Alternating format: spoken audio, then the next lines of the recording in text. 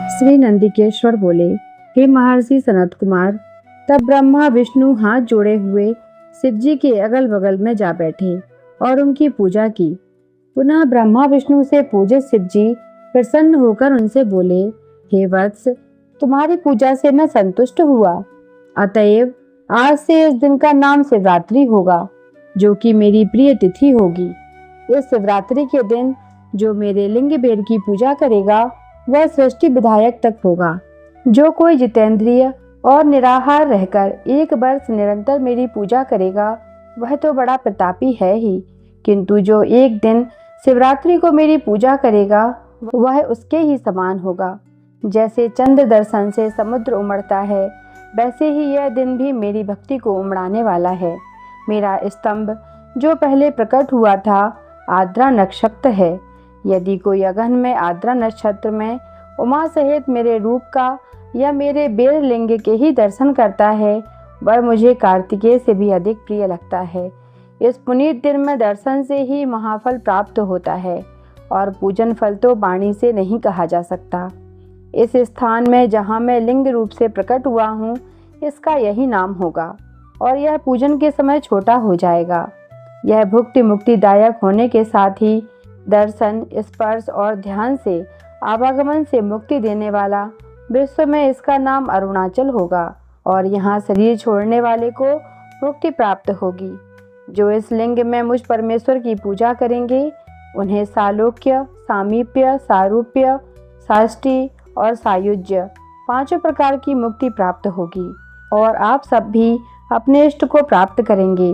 फिर तो ब्रह्मा विष्णु के युद्ध में जितनी सेना मारी गई थी उन सबको शिव जी ने अमृत बरसाकर जीवन दान प्रदान किया और उन दोनों की परस्पर शत्रुता को भी यह कहकर समाप्त किया कि मेरे सकल और निष्कल 2 स्वरूप हैं, जैसा और किसी का नहीं है और इसीलिए कोई और ईश्वर नहीं हो सकता। मेरा एक तो स्तंभ लिंग रूप है और दूसरा निष्कल सगुण रूप ईश्वर है। ये दोनों ही रूप सिद्ध हैं। बड़ा आश्चर्य है कि तुम लोगों ने अज्ञानवश अपने को ईश्वर मान लिया था। उसे ही दूर करने के लिए मैं संग्राम भूमि में आया। अब अभिमान त्याग कर मुझ ईश्वर में भक्ति करो। मेरी ही प्रसन्नता से लोक में सभी पदार्थ प्रकाशित हो रहे हैं। मैं ही परब्रह्म हूँ और मेरी ही यह सब कलाएं हैं जो निष्कल रूप में दृष्टिगोचर हो रही हैं। मुझ गुरु के वाक्य ही सर्वदा तुम्हारे लिए प्रमाण हैं। तुम्हारी प्रीति देखकर ही मैंने ऐसा कहा है। मैं सगुण निर्गुण दोनों हूँ। यह सब कुछ मेरा है और ब्रह्म ज्ञान देने के लिए ही मैं निष्कल रूप से प्रकट हुआ हूँ। मेरा यह निष्कल तत्व स्तंभ ही ब्रह्म का बोध कराएगा, जिससे मेरा आत्मिक संबंध है। लिंग और लिंग के अभेद से यह नित्य ही पूजनीय है। जो मेरे इस लिंग रूप की स्थापना करेगा वहाँ मैं अप्रतिष्ठित रूप से रहता हूँ। मेरा लिंग रूप प्रधान और बेर रूप गौण है। लिंग के अभाव से बेर सहित भी वह स्थान क्षेत्र नहीं होता है। यह सुनकर ब्रह्मा और विष्णु जी ने कहा कि प्रभु, सर्गादि पंचकृत्य का लक्षण हमको सुनाइए। श्री शिव जी बोले कि मेरे सारे कार्य ज्ञान गुह्य हैं, तथापि सुनो। हे पुत्रों, सृष्टि, स्थिति, संहार, तिरोभाव, अनुग्रह ये मेरे 5 कृत्य जगत में नित्य सिद्ध हैं। संसार के आरंभ का नाम सर्ग, उसके रखने का नाम स्थिति, नष्ट करने का संहार, अदल बदल का तिरोभाव और संसार या सर्ग से मुक्त होने का नाम अनुग्रह। यह मेरी 5 कृत्य हैं। इन्हीं कर्मों के द्वारा मैं संसार का संचालन करता हूँ और इसमें जो सर्वदा मुझ में स्थित रहता है वही मुक्त है। इस 5 कृत्य को चलाने के लिए मेरे 5 मुख हैं। चारों दिशाओं में 4 और मुखों के मध्य में 5वां मुख है, जिसे विद्वान जानते हैं। हे वत्सों, तुम दोनों ने अपनी तपस्या से सृष्टि और स्थिति इन 2 कृत्यों को प्राप्त किया है। ऐसे ही रुद्र और महेश ने भी संहार और तिरोभाव ये 2 कृत्य प्राप्त किए हैं, परंतु अनुग्रह नाम वाला 5वां कृत्य कोई भी ना पा सका और अति प्राचीन होने से तुम दोनों अपने उस कर्म को भूल गए, परंतु रुद्र और महेश नहीं भूले। तब तुम्हारे भूलने से सृष्टि की स्थिति के लिए रूप, वेश, कृत्य, वाहन तथा आयुध आदि सबको मुझे अपने योग्य संग्रह करना पड़ा। अब यदि तुम चाहते हो तो मेरा ओमकार नाम का मंत्र अब से जपो, जिसके जाप से तुम में अभिमान न उत्पन्न होगा। श्री नंदिकेश्वर कहते हैं कि उमा सहित शिव जी ने उत्तर की ओर मुख करके ब्रह्मा और विष्णु को इसी मंत्र का उपदेश दिया। तब ब्रह्मा और विष्णु ने देवादिदेव महादेव से हाथ जोड़कर कहा कि हे सर्वेश, आपको नमस्कार है। हे संसार के रचयिता, हे 5 मुख वाले, आपको प्रणाम है। जब इस प्रकार स्तुति कर दोनों ने गुरुदेव शिव जी को नमस्कार किया, तब महादेव जी बोले कि हे पुत्रों, मैंने तुमसे सभी तत्वों का वर्णन कर यह मंत्र भी बतला दिया है कि जिसको जप कर मेरे स्वरूप को प्रत्यक्ष जान सकते हो। मेरा बतलाया हुआ यह मंत्र भाग्य विधायक और सब प्रकार के ज्ञान का देने वाला है।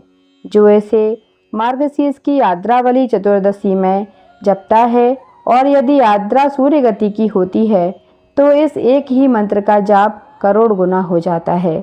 इसमें प्रातः संध्या समय मेरा दर्शन भी उक्त फल देता है। मेरे लिंग और बेर इन दोनों का पूजन करना उत्तम है।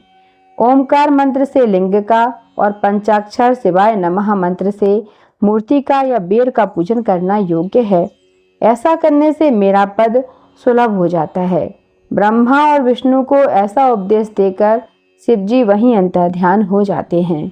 यह सुनकर ऋषियों ने सूर्य जी से पूछा कि कैसे और कहाँ लिंग की स्थापना करनी चाहिए और उसके क्या लक्षण हैं। श्री सूर्य जी बोले कि हे ऋषियों, गंगादिक पवित्र नदियों के तट पर अथवा जैसी इच्छा हो वैसे ही लिंग की स्थापना करें, किंतु पूजन नित्य होता रहे। पृथ्वी संबंधी द्रव्य जलमय अथवा तेजस अर्थात धातु आदि से बना हुआ जैसी रुचि हो ऐसे लिंग का रोपण करें। चर मूर्ति बनानी हो तो छोटी बनावें, अचर बनानी हो तो बड़ी बनावें। शिव जी के लक्षणों से संयुक्त सिंहासन पर मूर्ति को पधराएं। मिट्टी, पत्थर और लोहा आदि के सांचे से इन्हीं धातुओं का 12 अंगुल का लिंग उत्तम होता है। यदि इससे न्यून होगा तो न्यून फल देगा, अधिक अंगुल का कुछ दोष भी नहीं है। लिंग या बेर मूर्ति दोनों ही की पूजा शिव पद को देने वाली है। लिंग के स्थावर जंगम यह भी 2 रूप हैं। स्थावर लिंग तरु गुल्म लता आदि हैं और जंगम लिंग कृमि कीट आदि हैं। विद्वान जन स्थावर जंगम में इन्हीं को संभालकर इनमें सुख पूर्वक अनुराग रखते हैं एवं इस प्रकार की शिव पूजा करते हैं। तथा कोई भक्त श्री शिव जी की गोद में श्री उमा पार्वती जी को बैठाकर उन भगवान को पूजा करते हैं और इस प्रकार के महालिंग की स्थापना कर उनको अनेक प्रकार से पूजते हैं। गुरु से जानकर स्नान, वस्त्र, गंध, धूप, दीप, तांबुल, निवेदन, नैवेद्य, अर्घ्य, तर्पण और नमस्कार आदि करें। पिसी हुई मिट्टी में गोबर मिलाकर अथवा कनेर के फूल, अनेक प्रकार के फल, गुड़, मक्खन, भस्म, अन्न या जैसी इच्छा हो उससे लिंग बनाकर उसकी पूजा करें। कोई अंगूठे में ही शिव जी की पूजा कर लेते हैं। इसी प्रकार स्थापना का भी कोई भेद नहीं है। जहाँ चाहे लिंग पूजन कर सकते हैं, इसका कुछ निषेध नहीं है। शिव जी सर्वत्र फलदायक हैं। जो श्रद्धा पूर्वक शिव भक्त को लिंग दान या लिंग मूल्य देता है, उसे महान फल की प्राप्ति होती है। जो नित्य 10,000 प्रणव का जप करता है अथवा प्रातः संध्या दोनों समय जो 1,000 जप करे, उसे शिव पद की प्राप्ति होती है। ब्राह्मणों को पंचाक्षर शिवाय नमः के जप में प्रणव लगाना चाहिए तथा फल प्राप्ति के लिए गुरु से दीक्षा पूर्वक मंत्र ले लेना योग्य है। गुरु ज्ञानी होना चाहिए और उसमें भी ब्राह्मण होना योग्य है। ब्राह्मण को नमः शब्द पहले बोलना या लगाना चाहिए और मंत्र वर्ण में नमः शब्द कहें। स्त्रियां यथाविधि अंत में नमः शब्द लगावें। ब्राह्मण की स्त्री नमः पहले लगावें। जो इस प्रकार 5 करोड़ मंत्र जपे, वह सदाशिव के समान हो जावे। 1, 2, 3, 4 करोड़ जपें तो ब्रह्मादिकों का पद पावें। यदि इस प्रकार जप और पूजन का क्रम चलावें तो नित्य 1-2 ब्राह्मण को भोजन करावें। यदि कोई ब्राह्मण नित्य प्रातः 1008 गायत्री का जप करे या नित्य वेद मंत्र सूक्त को जपे तो वह शिव पद को पाता है। इसके अतिरिक्त और भी बड़े बड़े मंत्र हैं जिनके जपने और वेद का पारायण करने से शिव पद की प्राप्ति होती है। मंत्रों में जो मंत्र अपने को प्रिय लगे उसे ही जपें। यदि कोई ओम इस मंत्र को 1000 बार जपे तो उसके सब मनोरथ पूर्ण हों। विद्वान को चाहिए कि वह आमरण शिव क्षेत्र में निवास करे। जहाँ कहीं मनुष्यों द्वारा लिंग पधराया होता है वहाँ 100 हाथ तक पुण्य क्षेत्र होता है। वहाँ जो भी पुण्य कर्म किया जाता है उसका 100 गुना फल मिलता है। और जहाँ ऋषियों ने लिंग पधराया हो वहाँ 1000 हाथ तक, और जो लिंग स्वयं निकले होते हैं वहाँ पर 1000 हाथ की दूरी तक शिव क्षेत्र माना जाता है तथा उसका पुण्य भी वैसा ही उतना ही अधिक होता है। कवियों का कहना है कि ऐसे पुण्य क्षेत्र में कुआं, बावली, तालाब और तलाई आदि का होना आवश्यक है। उसे शिव गंगा कहते हैं। ऐसे स्थान में दान जप करना सर्वदा कल्याणप्रद है। दाह दसाह मासिक 100 पिंडीकरण, वार्षिक पिंडदान, वर्षी आदि शिव क्षेत्र में करने से सब पापों से मुक्ति करा देता है। शिव क्षेत्र में 7, 5, 3 या 1 रात अवश्य ही निवास करें। वर्णानुसार इसका भी उत्तम फल प्राप्त होता है। सकाम से तुरंत सिद्धि और निष्काम से शिव पद की प्राप्ति होती है। विशेषकर कलयुग में तो और भी सरल है। इतना सुनकर ऋषियों ने कहा कि हे सूत जी, अब आप हमें ऐसे सभी पुण्य क्षेत्रों का वर्णन संक्षेप में सुनाइए कि जिनका सभी स्त्री पुरुष आश्रय लेकर शिव पद की प्राप्ति करते हैं। हे योगियों में श्रेष्ठ, इन क्षेत्रों का आगमन कैसे हुआ यह भी आप हमें सुनाइए। श्री सूत जी कहते हैं कि हे बुद्धिमान ऋषियों, पुण्य देने वाले शिव क्षेत्रों को सुनो। क्षेत्र में पाप करना वज्र की तरह दृढ़ हो जाता है। अतएव हे मुनियों, पुण्य क्षेत्र में निवास करने पर पाप न करें और जैसे भी हो सके मनुष्य को चाहिए कि वह सर्वदा पुण्य क्षेत्र में निवास करे। गंगा आदि नदियों के तट पर अनेक तीर्थ हैं। 60 मुख वाली सरस्वती नदी बड़ी ही पुनीत है। इसके तट पर निवास करने वाला ब्रह्म पद को पाता है। हिमालय से निकली सतमुखी गंगा पतित पावन है। उसके तट पर वास करें अथवा काशी आदि अनेक पुण्य क्षेत्र हैं जिनमें जाकर वास करें। सोनभद्र के तट पर बसें, उसमें स्नान करने और वहां व्रत करने से गणेश पद प्राप्त होता है। महानदी नर्मदा के तट पर बसे जो 24 मुखों वाली और वैष्णव पद प्रदान करने वाली है। 12 मुखों वाली तमसा नदी, 10 मुख वाली रेवा नदी और महापुण्यदायक गोदावरी नदी के तट पर बसें, जहाँ बसने से ब्रह्म हत्या तथा गौ हत्या का भी पाप नाश हो जाता है। यह 21 मुख वाली गोदावरी पुण्य लोक को देने वाली है। इनके अतिरिक्त 18 मुख वाली कृष्णावेणी नदी विष्णु लोकदायक की, 10 मुखी तुंगभद्रा ब्रह्म लोकदायक की और सुवर्ण नदी जो 9 मुखों वाली है और जो ब्रह्मलोक से च्युत हुए प्राणियों को अपने तट पर जन्म देती है, तथा सरस्वती, पंपा, कन्या, श्वेत नदी और महापुण्य कावेरी जिसके 27 मुख हैं, ये सभी पुण्यदा, शुभप्रद और स्वर्गदायिनी हैं। ये सभी पुण्य क्षेत्र शिवलोकदायक और शिव संबंधी अभिष्ट फलदायक हैं। इन सभी नदियों और क्षेत्रों में स्नान का अपना अपना उनका एक पृथक पृथक पर्व है। इन पर्वों और मुहूर्तों में जो इन नदियों में स्नान करता है उसे उनके महात्म्य के अनुसार उत्तोत्तम फलों की प्राप्ति होती है। यदि सदाचार, सद्कामना और सद्भावना से बुद्धिमान पुरुष इन नदियों के तट पर निवास करता है तो उसे अनेकों प्रकार की रिद्धि सिद्धि प्राप्त होती हैं। किंतु ऐसे पुण्य क्षेत्रों में थोड़ा भी किया हुआ पाप मनुष्य के बड़े बड़े पुण्य का नाश कर देता है, और जब उतने ही समय तक उसके लिए प्रायश्चित करें तब वह क्षय होता है, क्योंकि पुण्य ही ऐश्वर्य को देने वाला है। कायिक वाचिक पाप तो शीघ्र नष्ट हो भी जाते हैं, परंतु मानसिक पाप वज्रलेप के समान होता है, जो कल्प कल्पांतक तक नहीं छूटता, और वह केवल ध्यान से ही छूटता है। जब ध्यान और तप से जब शरीर को सुखावें तब कहीं उनसे छुटकारा प्राप्त होता है।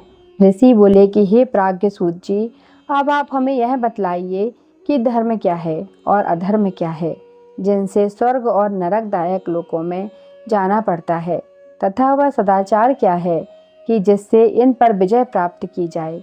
श्री सूत जी बोले कि हे ऋषियों, ब्राह्मण, क्षत्रिय, वैश्य और शूद्र इन चारों वर्णों को उचित है कि सब सूर्योदय से पूर्व उठकर अपने इष्ट देव का ध्यान करें।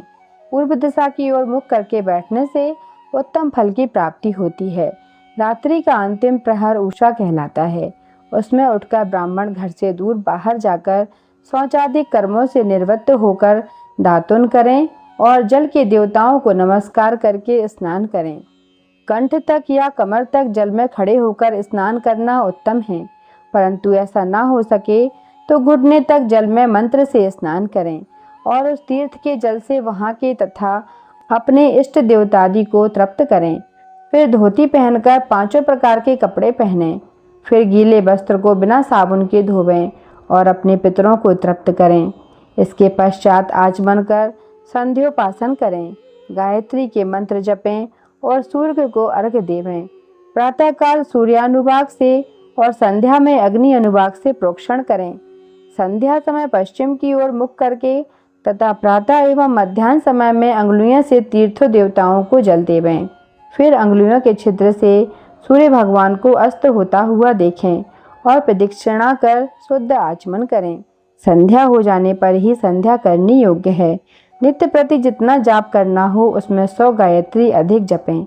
गायत्री जपने का यह प्रमाण है कि 10 दिन में 1,00,000 गायत्री का जप पूरा करें। इस प्रकार देवताओं को तृप्त करने से अर्थ की सिद्धि होती है। ब्राह्मण को उचित है कि वह नित्य 1000 गायत्री का मंत्र जपें। सोहम भावना से जप करता हुआ जीव को परब्रह्म परमेश्वर से जोड़ देवें।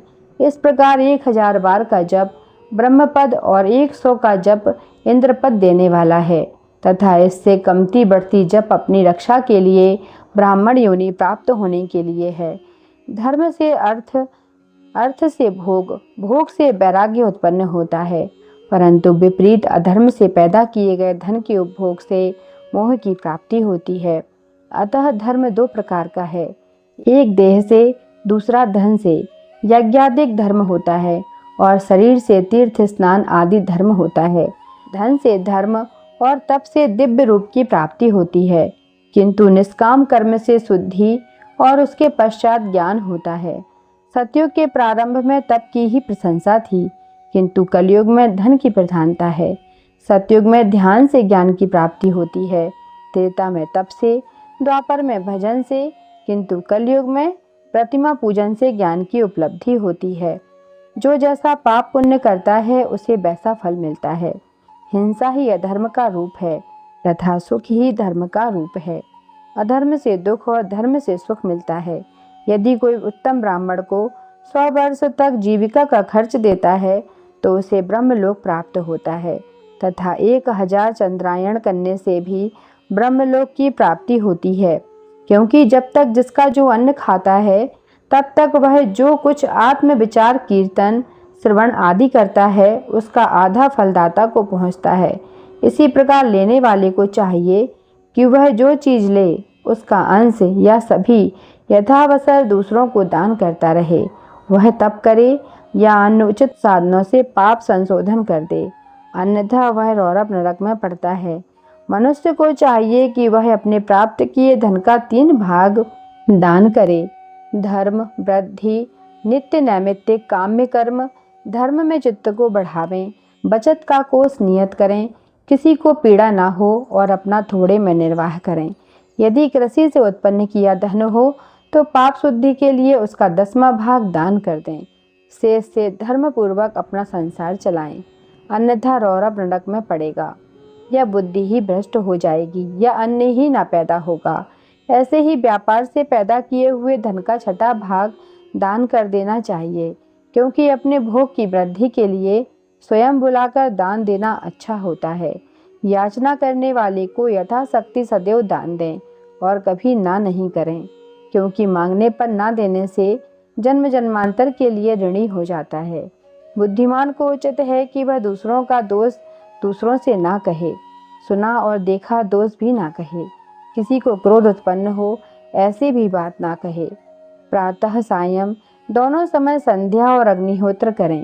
दोनों समय ना हो सके तो एक समय तो अवश्य करें।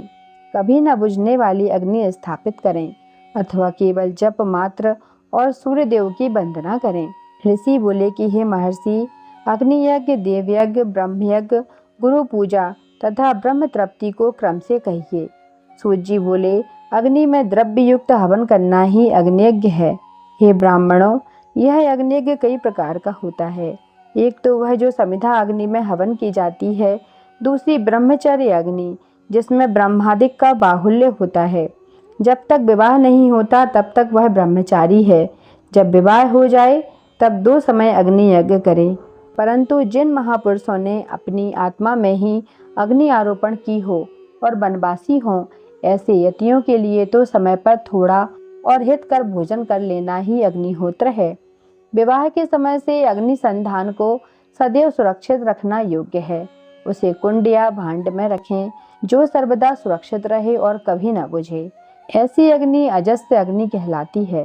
हे ब्राह्मणों, सायंकाल की अग्नि आहुति से संपत्ति बढ़ती है और प्रातः काल की अग्नि आहुति से आयु बढ़ती है, तथा दिन में इंद्रादिक सब देवताओं के उद्देश्य से अग्नि को जो आहुति दी जाती है वह अग्नि यज्ञ देवयज्ञ कहलाता है।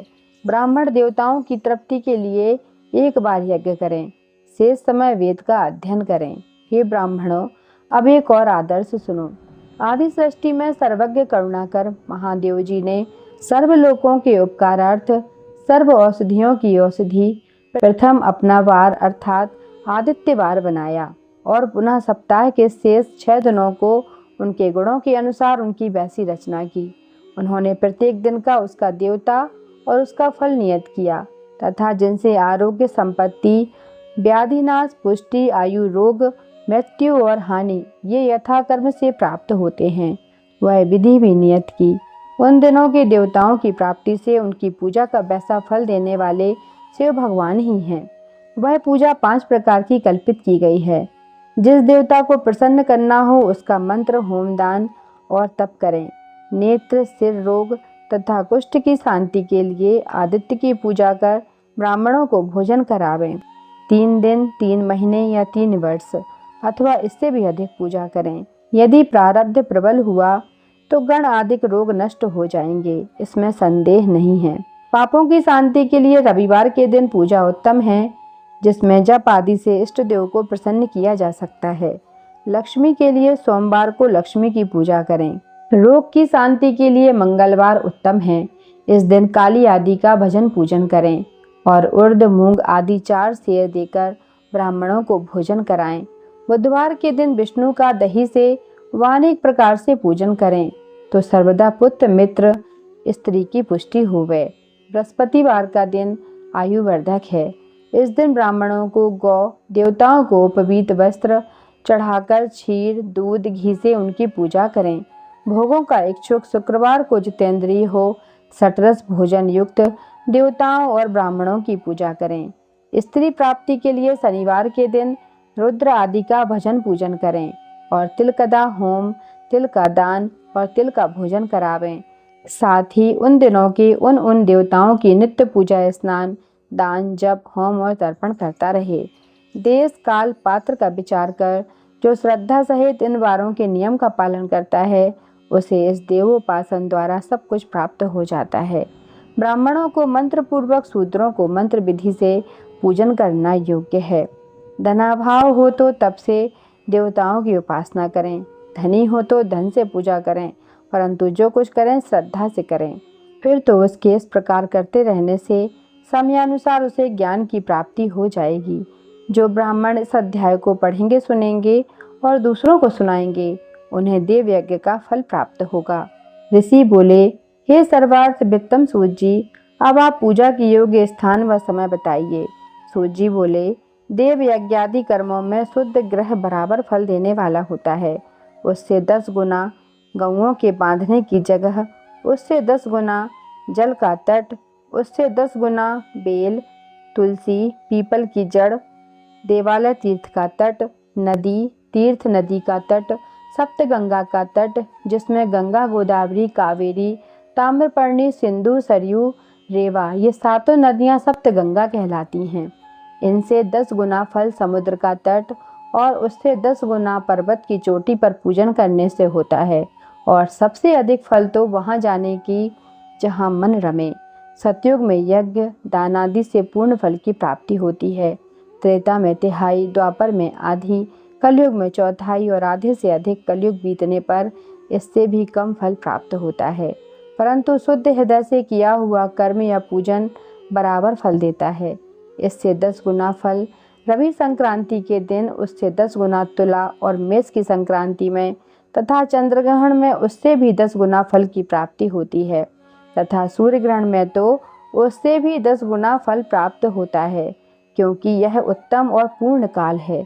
इस समय जप आदि करना समयोजित होने से पुण्यदायक है और ऐसे समय सत्पुरुषों की संगति करने का फल करोड़ों सूर्य के समान है। तपोनिष्ठ, ज्ञाननिष्ठ और योगी यति पूजा के पात्र हैं। ऐसे समय में जो इनकी पूजा करता है उसके पाप क्षय हो जाते हैं। फिर वह ब्राह्मण भी पूजा का पात्र है कि जिसने 24 लाख गायत्री का जप किया हो। वह संपूर्ण फल और भोग की दाता है। वह अपने दाता की पापों से रक्षा करती है, इसी से वह गायत्री कहलाती है। गायत्री के जप से शुद्ध हुआ ब्राह्मण ही शुद्ध है। वह सब प्रकार से योग्य पात्र है। नर नारी आदि जीव कोई भी भूखा हो, जो भी भूखा हो वही अन्नदान का पात्र है। इच्छा वाले को देना ही अविष्टदायक है। मांगने पर दिया तो आधा फल, सेवक को दिया तो चौथाई फल, और यदि ब्राह्मण दीन हो तो उसे देने से 10 वर्ष का फल प्राप्त होता है। ब्राह्मण तो जाति से ब्राह्मण ही है। यदि ब्राह्मण वेद पाठी है, गायत्री के पाठ से युक्त है, तो उसे दान देने से बैकुंठ की प्राप्ति होती है। शिव भक्त को दान देने से कैलाश की और सभी प्रकार के दान जिस उद्देश्य से दिए जाते हैं उससे उसी प्रकार के फल प्राप्त होते हैं।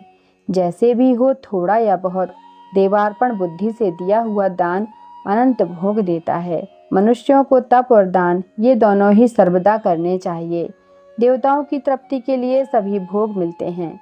ईश्वर को अर्पण बुद्धि से दान करें तो मोक्ष मिलता है। इस अध्याय के पढ़ने सुनने से धर्म बुद्धि उत्पन्न होती है और ज्ञान की वृद्धि होती है। ऋषि बोले कि हे सूत जी, अब आप हमें उस पार्थिव पूजन की विधि बतलाइए जिससे सभी अभिष्ट सिद्ध होते हैं। सूत जी बोले कि हे महर्षियों, मिट्टी से बनाई हुई प्रतिमा का पूजन करने से पुरुष हो या स्त्री सभी के मनोरथ पूर्ण होते हैं।